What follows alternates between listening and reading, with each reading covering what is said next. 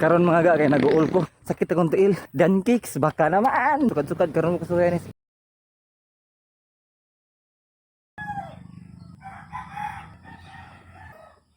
May buntag sa tanan diha mga ga, another day, another life, another blessing na po sa tanan.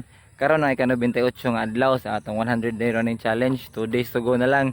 Mahuman na jud ta mga ga. Taas kay kog pahuway mga gano, almost 2 weeks gid akong pahuway nga wa ko kadagan. Sukad pag birthday nako. Kanang giingon sa ubang runners no nga kung hilig kag dagan ayo pa abta og 3 days mo pahuway kay kung malapas sa gani na wala gid kapoy jud gid dagag balik. Kay parehas karon mga ga nagplano ko nga mamatag sayo nya mo dagan. Nakamata kog sayo pero wa ko kadagan kay wa mo ko ni bangon pud. Kung nana kasi mong running era mga ga nya ganahan ka mo pahuway ay pa abta og 3 days kay malapas sa gani murag kapoy gud. Dito mo lang mga ga kay udto na. Adto na ta, taga na ta, bunal.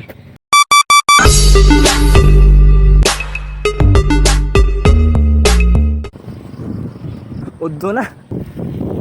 Sa kataas akong pahuway mga ga. Sakit akong tiil. Murag need kog bagong sapatos. Dan kicks baka naman. Karon mga ga kay nag-uol ko kay wala na mi internet. Kaputo lang wire dito no nya. Okay ba sa toy balik. Kay dili man to mo nagki-connect raman ko dito. So nag-uol ko kay basin dili ko kadadlaw maka-upload no. O mainta ipabalik tog tapos akong igagaw. Pero kung dili mainta tagpaagi nga maka-upload ta no. Mailhan na kay ma-upload nga video kung dili man gani manigingon nga nangita pa tagpaagi. Sakit yun akong tiil mga ga. Murag bagong sapatos sige kinahanglan ni. Para di madagdi mo hunong. Sakit yun. Sakit yun. Sukad-sukad karon mo kasuya ni sakit ay. Mao na ingon nga agon ta ha. No pinugin.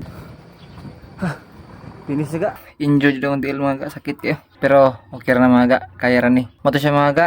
Ganoy TV. Anoy out. Bunal. See ya.